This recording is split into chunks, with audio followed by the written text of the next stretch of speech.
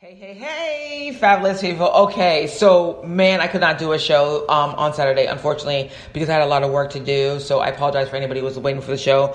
But, man, has shit hit the fan. Okay, so, Bannon is out at Breitbart, and I just want to say, yay, yay, yay, yay, yay, yay, yay. Okay, I think Bannon is a detestable human being, like one of the worst human beings that the world has ever seen. He's somebody who was pushing forth a lot of xenophobia, this alt-right, white nationalist agenda, and he helped try to reinforce that through using Breitbart as a channel for that. I think he's a horrific person who did disservice to the United States of America, but nevertheless, I still think that he beat Trump in this feud. I still think that he outmaneuvered Trump in this feud, and you will see, in retrospect, he is going to be the one that's going to look like the person who was sticking to that agenda that these people, these Trump sycophants like, and that Trump is the one that betrayed them. And the reason why I say that, I'm comfortable saying that now, is because what Trump did yesterday, he has a meeting with the Senate and with some of the senators, and then I think there were a couple of House members there as well.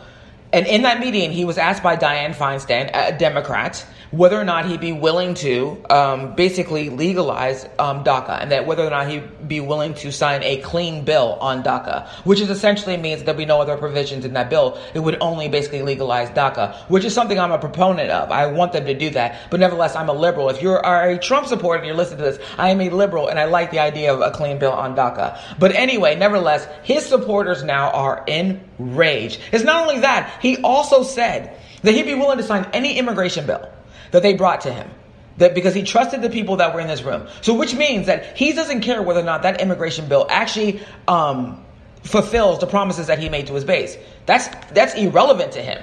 So if you are part of his base, I just want to say before I play this clip from Tucker-Carlson talking about that betrayal. And this is why I still think, I'm telling you guys, Bannon got one up. Trump messed up royally this time. Okay, so anyway, I'm not really trying to throw salt in the wounds of Trump supporters, but I kind of am. But this is what I say. I'm not trying to make the salt feel so painful. But if it does, I really don't care. Because the truth is, actually, that's why I shouldn't say that I didn't want to make the salt so painful. I want you to feel this, because you need to feel this if you're a Trump supporter. You need to feel the fact that you got conned. You know he's a fraud, and you know why? I know you know he's a fraud, because you guys have been writing about that. I'm going to read the comments that they made after I play this clip from Tucker Carlson, who basically asked the question is, why did Trump even run for president? And then goes through basically a little bit of history of how Trump basically approached the whole DACA situation and what he had promised to the voters. Okay, I'm going to play the clip right now. Welcome to Tucker-Carlson tonight. It was a weird scene in Washington today.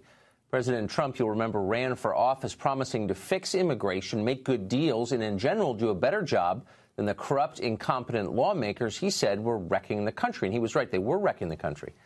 And yet today, in a remarkable twist, the president held a televised meeting with the very swamp creatures he once denounced. He told them he trusted them to craft immigration policy without his input.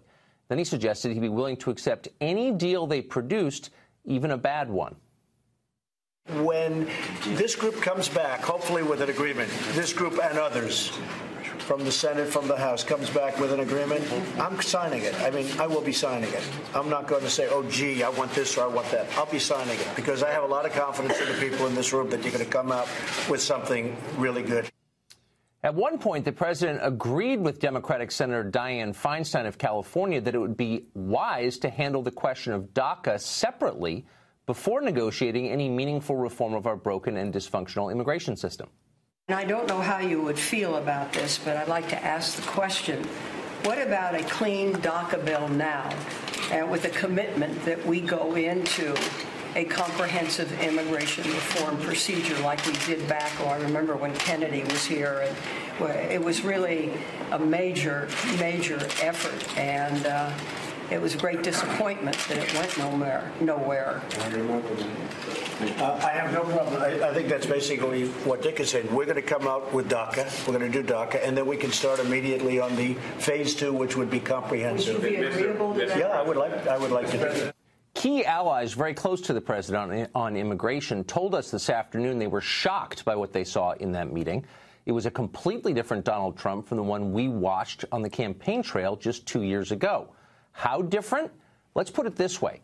Trump's rival from the 2016 race, Jeb Bush, who was on the far left of Republican sentiment on immigration questions, tweeted these words in response to the meeting, quote, "Encouraged the president is seeking bipartisan solutions to our immigration challenges."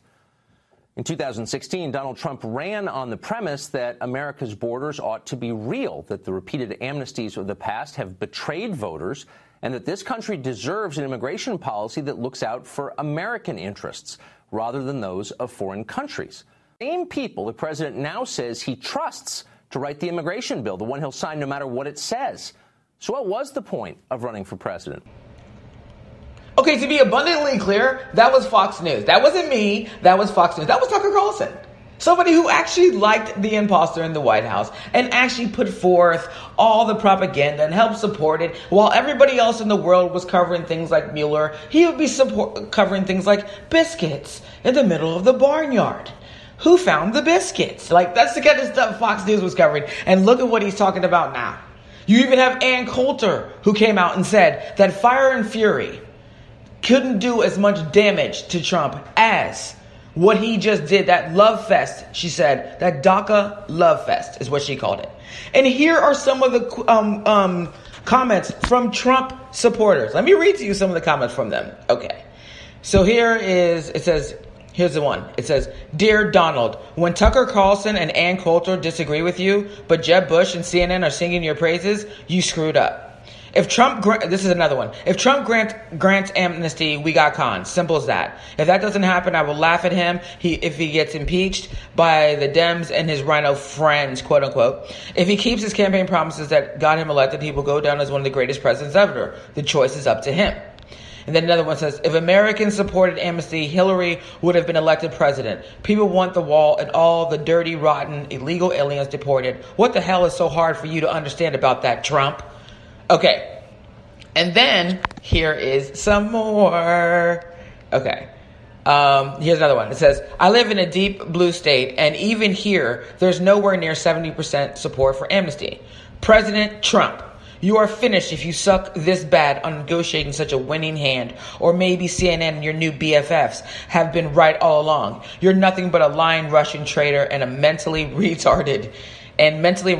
No amnesty, no amnesty, no amnesty." Here's another one. "DACA is about the dreams of globalists. They have turned Trump from a red-haired lion into a red-haired bunny in their pockets. We cannot vote ourselves out of this mess. Must be some other recourse. Impeach Trump for violating trust and come what may." Okay, these are Trump supporters. These are Trump supporters. These are your supporters, Trump. These are the sycophants that supported Trump. Okay. So now Trump has enraged his base, the people that he needs to make sure that he doesn't get impeached. But he decided to make them angry. Now they're angry, and they don't care whether or not he gets impeached. And I've said from the beginning that the imposter in the White House will not last his entire term because he'll either be impeached, they'll invoke the 25th Amendment, or he will resign. And the way that's going to be able to be facilitated, the way that's going to be able to be done is by him losing that sycophantic base, that base that was so erratic, that was willing to do anything to support him. They are walking away. He messed up. And it doesn't matter, the damage already done. They know you, Trump, are a fraud, that you will capitulate to anything, that you will sell out to anything, that you have no real principles. You aren't grounded in anything. And they know now. So that was literally a catastrophic mistake by the imposter in the White House. I don't know why he thinks that he can just do whatever he wants. He doesn't understand his limitations. Well, they're about to teach him his limitations.